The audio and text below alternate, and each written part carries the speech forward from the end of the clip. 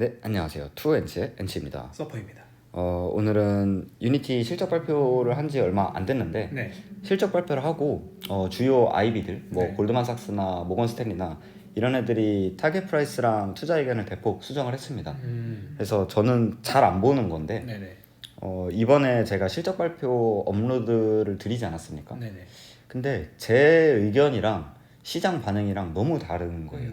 그래서 저는 사실 그렇게 좋은 실적 아니다라고 이야기를 한 거고 시장 반응은 계속해서 오르고 있고 물론 장이 좋긴 했지만 그렇죠, 그렇죠. 그래도 시장 대비해서 좀 되게 힘이 좋아요. 음, 장이 불안정할 때도 안 빠지더라고요. 그렇죠. 그래서 이거 내가 뭔가 놓친 게 있나 싶어가지고 찾아본 거고요. 네. 그래서 찾아봤는 이거는 이제 블룸버그 화면인데 네. 제 건 아니고 네. 제 이제 지인한테 국어를 해서 얻어왔습니다. 네, 잘하셨습니다. 예, 멋있지 않나요? 네네. 멋있는데 어찌됐든 이제 뭐 골드만삭스, 모건스탠리 이런 애들이 쫙 있고 여기에 투자 의견이 있습니다. 네. 그래서 뒤에서 한번 정리를 해드릴 건데 보면은 이건 골드만삭스의 이제 유니티를 담당하는 애널리스트, 그러니까 꾸준히 어떤 의견을 내고 타겟 프라이스 변경이 어떻게 됐는지 이거를 보시면은 쭉 올라오다가 상승장까지 쭉 올라오다가 정확히 2월 3일 IDFA 터진 이후로 타겟 프라이스가 계속해서 내려가네요. 내려가고 있습니다. 계속해서 바의 의견이긴 한데 내려가고 있죠. 그래서 마지막 레이팅이 57불이었고요. 타겟 프라이스가 이번에 바이에서 처음으로 이제 뉴트럴로 바꾸면서 중립으로 바꾸면서 타겟 프라이스를 36달러까지 내렸습니다. 그래서 많이 낮췄네. 예, 맞습니다. 그래서 이거는 이제 제가 보는 네. 저희가 보는 키움증권. 네, 키움증권. 이제 블룸버그 맛 봤습니다. 이것도 다 블룸버그 화면입니다. 그래서 이제 블룸버그 맛 봤으니 다시 현실로 돌아와서 키움 HTS 2663 화면이고요. 네. 거의 안 봅니다 저는. 저도 안 보는 것 같아요. 거의 안 보는데 체크를 해봤어요. 전 절망스러울 때만 봤던 것 같아요. 그래요? 저는 이제 너무 제 의견이랑 달라서 시장 반응이. 그래서 애널리스트들은 어떤가를 확인을 한 거고 여기서는 되게 깔끔하게 나오지만 네네. 여기는 저희가 수기로 체크를 해야 됩니다. 네네. 그래서 어떻게 체크했냐? 이 오펜하이머 일단 저번 실적에서 팔로우업을 했던 오펜하이머는 저번 실적에서 60불을 줬어요. 많이 낮췄네요. 예. 근데 이제 이번 실적 발표하고 오펜하이머에서 28불로 낮췄습니다. 많이 낮췄네. 예. 그리고 이제 니드엠 그러니까 엠페이즈 팔로우업 하는 네네. 애들인데 익숙한 기업이네. 예, 익숙한 기업입니다. 50불에서 35불로 낮췄습니다. 그리고 이제 파이퍼 샌들러 같은 경우에는 38달러에서 33달러로 낮췄고 웨드부시는 70달러에서 45달러로 낮췄습니다. 대부분 30에서 40 사이네요. 예, 맞습니다. 그리고 골드만삭스는 아까 공유드렸던 것처럼 57불에서 36불까지 낮췄습니다. 그래서 전반적으로 이제 이게 이제 이날 이후로는 이번 3분기 실적을 보고 다 바꾼 거거든요. 네. 거의 유니티를 팔로우업하는 모든 애널리스트들이 타겟 프라이스를 낮췄다. 그리고 골드만삭스 같은 경우에는 처음으로 투자 등급을 바꿨다. 그러니까 그렇게 좋게 보고 있진 않다는 거죠. 시장 반응이 좋으면은 모두가 매수에다가 가격도 팍팍 올리거든요. 맞아요. 근데 이거는 이제 확실히 다들 저랑 비슷하게 보는 것 같아요. 그래서 골드만삭스는 제가 그 아이디가 있어가지고 골드만삭스 거를 가져왔습니다. 네네. 가져왔는데 이거는 이제 정리를 한 겁니다. 정리를 했는데 앞에 이거 키움증권 말고 여기는 그 블룸버그에서 나온 것도 다 가져왔거든요. 그래서 기본적으로 다 타겟 프라이스가 엄청나게 낮아졌다. 그리고 골드만삭스 같은 경우에는 다운그레이드가 됐다. 이렇게 참고를 해주시면 될 것 같습니다. 네. 그래서 골드만삭스 거를 조금 보면은 일단 메인 논제가 이거였어요. 그 아이언소스에 합병을 했는데 네. 물론 합병한 지 얼마 안 됐지만 기본적으로 아웃룩은 주거든요 보통. 그리고 지금 유니티 같은 상황에서는 더더욱 아웃룩을 주는 게 맞아요. 네. 제 그걸 봤을 때. 근데 이제 IS의 합병으로 인한 수치랑 성장 스토리를 공유하지 않았다 제대로. 그렇기 때문에 약간 이거를 좀 자신 없는 거 아니야? 라는 걸로 본 것 같고요. 그래서 정리를 하면은 이렇게 세 가지인데 첫 번째는 어찌됐든 시장이 둔화되고 있다. 모바일 게임 산업에 둔화되고 있고 거기에는 IDFA 그리고 경쟁이 심화되고 있고 그다음에 팬데믹 이후에 정상화가 되고 있다. 네네. 그래서 이게 이제 핵심이다라는 거고 두 번째로는 그럼 지금 돈을 버는 광고 시장 침체로 인해서 단기 수익 가시성이 부재하다. 그러니까 크리에이티브 솔루션 잘하고 있는 거 알겠는데 어찌됐든 지금 캐시카우는 오퍼레이트 솔루션이고 이게 23년에도 일어나지 않을 거다. 이런 논리고요. 세 번째는 이제 인수 그리고 거시적 환경으로 인해서 비용은 더더욱 압박이 될 거다. 라는 게 골드만삭스 리포트의 메인 논제였고요.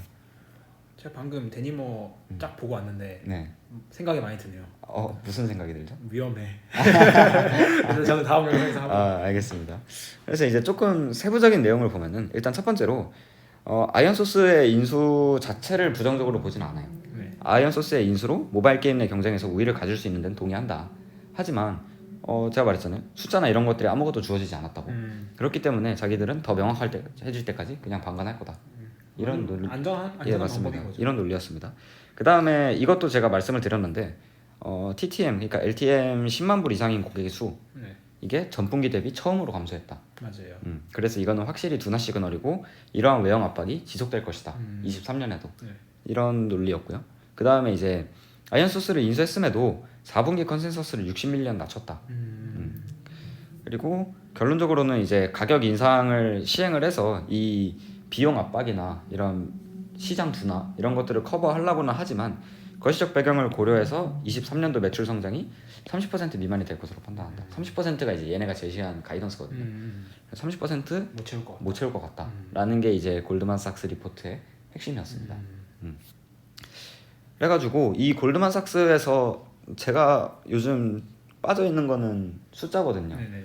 그래서 이 36불이 어떻게 나왔냐라고 봤을 때 크리에이트 솔루션은 EV 세일즈 기준으로 7배속 멀티플을 줬습니다.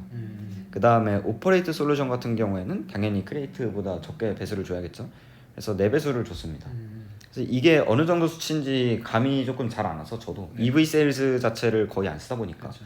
그래서 조금 보면은 일단 TTD 같은 경우에는 EV 세일즈가 14달러입니다. 확실히 차별화가 되고 있습니다. 얘는 뭐 돈 버는 기업이니까. 맞아요. 돈 버는 기업이고 IDFA 가장 잘 헤쳐나가고 있는 기업이기 때문에 프리미엄으로 보면 되고 그 다음에 이제 어도비가 딱 이 중간쯤 어디의 비즈니스인데 8.5배수 정도 받고 있고요. 그 다음에 오퍼레이트 솔루션에서 가장 유사하다고 생각하는 기업 스냅이 3.8배수 정도 받고 있어요. 그래서 이 4배수는 아마 스냅에서 가져온 게 아닐까라는 생각을 하고 있고 그 다음에 이제 메타 같은 경우에는 2.5배수를 받고 있습니다.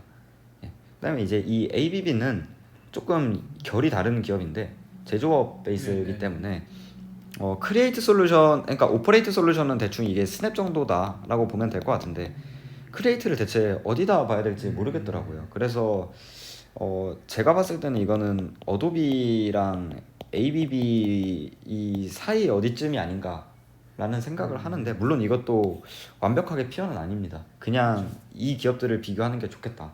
이건 자동화 기업이거든요. 그래가지고 이쯤 해가지고 크리에이트는 7배수를 줬고 오퍼레이트를 4배수를 줬을 때 36불이 나온다라는 겁니다. 네. 그래서 이제 이거에 대해서 조금 분분한 의견이 많은데 예를 들어 이번 실적 발표를 가지고 36달러의 타겟 프라이스가 나왔다고 합시다. 근데 이게 애널리스트들이 주가를 얘기할 때 이 타겟 프라이스를 정할 때 아까도 멀티플을 본 게 결국에는 넥스트 12months 이 기준이거든요. 네. 이 향후 12개월 딱 여기까지예요. 네네. 물론 뭐 DCF를 써가지고 몇 년 끌어오는 그런 것도 있지만 요즘 이런 거 안 하더라고요. 네네. 원래 골드만 보통 보면은 50% DCF 쓰고 막 50% PE 멀티플 써가지고 썸을 하는데 이런 거 안 하고 요즘 EV 가지고 많이 하더라고요. 그래서 일단 어찌됐든 NTM 기준 근데 여기서는 이제 뭐 세일즈를 볼 건지 에비타를 볼 건지 그 다음에 이제 PE를 볼 건지 네네. 이거는 조금 달라지겠지만 결국에는 NTM 향후 12개월 그러니까 지금 기준으로 보면은 23년도가 되겠죠. 네. 이 23년도의 멀티플과 그리고 얘네가 버는 돈이잖아요. 네. 근데 뭐 예를 들어 유니티 같은 경우에는 이 23년도 그러니까 향후에 유망한 거 오케이 알겠어. 근데 결국에는 밸류에이션을 할 때 내년에 벌 돈을 가지고 하는 거기 때문에 내년에 광고 시장 침체될 거다. 그리고 내년에 멀티플 크게 올라오지 않을 거야 라고 했기 때문에 타겟 프라이스가 낮아지는 거거든요. 그렇기 때문에 이거를 뭐 얘네는 36불짜리 기업이야 라는 시각보다는 이거를 조금 공유를 드리고 싶었습니다. 그래서 투자를 할 때 투자자의 듀레이션 그러니까 투자자가 얼마나 길게 보고 갈 건지가 정해져야 투자가 가능한 이유가 내가 만약에 지금 유니티를 1년 안에 쇼부를 볼 거다라고 하면 유니티를 투자하면 안 되는 거죠. 네, 무슨 말인지 알겠네요. 근데 이제 만약에 나는 정말 10년 끝까지 가볼 거야 라고 했을 때 오히려 멀티플도 축소되고 버는 돈도 축소되는 구간에서 비중을 늘려야겠죠. 그렇죠. 예. 길게 성장할 거란 믿음이 있으면. 맞아요. 그렇기 때문에 이 부분이 이게 되게 매년 매 분기마다 바뀌어요. 그렇죠. 넥스트 12 먼스기 때문에 이번에는 4Q22부터 3Q23까지의 버는 돈과 멀티플을 가지고 추정을 한 거고 그렇죠. 다음 분기에는 또다시 1Q23부터 4Q23 가지고 할 거니까 네. 이게 엄청나게 매 분기 유동적인 거거든요. 그렇죠. 그렇기 때문에 둘 다 축소되는 타이밍에서 비중을 늘리는 게 맞다. 근데 이제 또 이렇게 생각을 할 수가 있죠. NTM 기준으로 지금 타겟 프라이스가 36불이라고 생각을 했는데 지금 36불이 넘었다. 네. 그럼 굳이 지금 비중을 늘릴 필요는 없는 거죠. 더 빠지게. 예, 36불 밑에 빠질 가능성이 높으니까. 그러니까 이런 식으로 접근을 해주시면 좋을 것 같고 골드만이 36불 불렀네. 그러니까 이거는 지금 오버웨이트야. 그러니까 너무 비싸라고 생각하는 것보다 본인의 투자 기간과 그리고 인내할 수 있는 힘. 이 1년, 2년이 얘기할 때 진짜 쉬워 보이잖아요. 그렇죠. 얼마나 어려운지 다들 아실 것 같은데 특히 물려있으면 차라리 나. 맞아요. 물려있으면 시간이 멈추거든요. 근데 안 물려있다. 만약에 플러스권이다. 이거 진짜 어려운 거거든요. 그래서 본인이 정말로 투자를 인내할 수 있는 기간이 어느 정도인지 이런 것들을 고려해서 판단을 하면 좋을 것 같다. 결국 본인이 투자해서 언제 이거를 회수할 건지에 따라서 네, 거기에 따라서 이 타겟 프라이스라는 것도 본인한테 해당이 될 수도 있고 해당이 안 될 수 있으니 참고하라는 뜻이죠. 맞습니다. 네. 그래서 NTM 기준으로 보면은 이번 실적에서 확인된 게 아무것도 없다 라는 게 증명이 된 셈이고 네. 제 스스로는 네네. 뭐 다른 분들은 다르게 생각할 수도 있겠지만 그래서 다음 분기가 참 중요한 것 같아요. 뭐 유니티 실적 때마다 이 얘기를 하는 것 같은데 다음 분기는 아직까지 명확하게 제시한 게 없으니까 계속 다음 분기를 기다리게 되는 거죠. 맞아요. 근데 다음 분기가 정말 중요해요. 이 아이언소스 인수를 했는데 심지어 낮춘 가이던스조차 충족을 못한다. 힘들어요. 네네. 그렇기 때문에 다음 분기를 뭐 기다리는 수밖에 없을 것 같고 그래도 여전히 시장 분위기는 좋으니까 네. 잘 판단을 하셔가지고 투자를 하셨으면 좋겠습니다. 좋습니다. 네. 자료 만드느라 고생하셨고 네. 저희는 다음에 좋은 영상으로 찾아뵙죠. 그럼 안녕.